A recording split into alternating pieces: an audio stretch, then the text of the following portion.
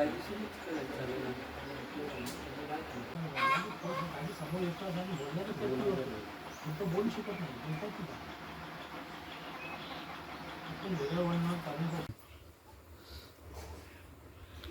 माझा मुलगा हा त्याच्या मित्राकडे लग्नाची तयारी करता मदत करायला, लग्नाच्या म्हणजे हळदीच्या एक दिवस अगोदरच्या दिवशी ते मदत करायला गेला. घरून 9 वाजता निघून त्यांच्याकडे गेला आणि तो तिकडेच होता 12-12:30पर्यंत. असं त्यांचे मित्र मग तो ज्या मित्राकडे गेले तो तिकडून निघाला आणि तो घरापर्यंत पोचलाच नाही. जेव्हा आम्ही चौकशी केली त्याचा अपघात झालेला आहे, रेल्वे अपघात झालेला आहे. पण रेल्वे अपघात आम्हाला वाटत नाही, कारण घातपात आहे. पण त्याच्या डोकीत मागे मार लागलेला आहे आणि फक्त पाय तुटलेले आहेत. तसा हा रेल्वे अपघात वाटत नाही आम्हाला, हा घातपात वाटतो. कारण त्याची कोणाशी अशी वैयक्तिक अशी दुश्मनी वगैरे काही नाही. पण माझी पण वैयक्तिक अशी कोणती दुश्मनी नाही. पण ते आमच्या शेतीवरून वगैरे थोडंसं भावाभावाशी भांडण वगैरे होतं. तर ज्या बॉडी दिल्या आहे त्या पद्धतीने आम्हाला तो घातपात वाटतो. कारण त्याचे टी शर्टसुद्धा जरासुद्धा फाटलेलं नाही आहे आणि त्याचे मोबाईलचे पार्ट दिले 2, त्याच्यात ते पूर्ण माखलेले आहेत. म्हणजे थोडेसे माखलेले काय पावसाळ्याचे दिवस नाही तर ते असे माती लागू शकते त्याला. तर याची सखोल चौकशी करून आम्हाला न्याय मिळावा. ज्या मुलाचा 19 तारखेला साखरपुडा आहे त्याची पत्रिका तो स्वतः वाटतो.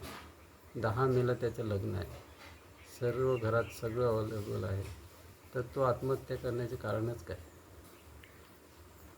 काहीतरी कारण असलं, काही एखादं व्यसन नाही माझ्या मुलाला, कोणतंच व्यसन नाही, काहीच नाही. घरात भांडण तंटा नाही. मला बोलून गेला की मी आपल्याकडे तो मदत करायला आलेला म्हणून मी त्याच्याकडे मदत करायला जातो.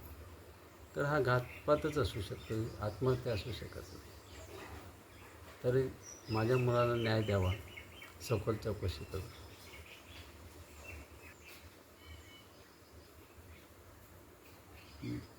घातपात हा 11 एप्रिल रोजी रात्री 12:30 ते 1:30च्या दरम्यान झाला. कारण पोलिसांचं तेच म्हणणं आहे की 1 ते 1.5 म्हणजे तिकडे झालेला आहे ॲक्सिडेंट. तर 12:30ला जर निघाला असेल तिथून तर आमच्याकडे यायला 10 ते 12 मिनटं लागतात. तर ते एवढा वेळ कुठे होता? याबाबत तक्रार कोणाकडे केली? याबाबत तक्रार मी रेल्वे पोलिसांकडे केली, तर त्यांनी आमची तक्रार लेखित तक्रार घेतली नाही आमची. फक्त फोन नंबर घेतले आणि आम्ही तुम्हाला कळवतो एवढंच सांगितलं. आणि आम्ही जरा याच्यात होतो म्हणून आम्ही ग्रामीण पोलिसांकडे अजून काही तक्रार केलेली नाही. आता 1-2 दिवसात आम्ही ती ग्रामीण पोलिसांकडे तक्रार करणार. आपल्या कसं काय मोबाईल पावसाळी दिवस नाही तर मोबाईल नाही.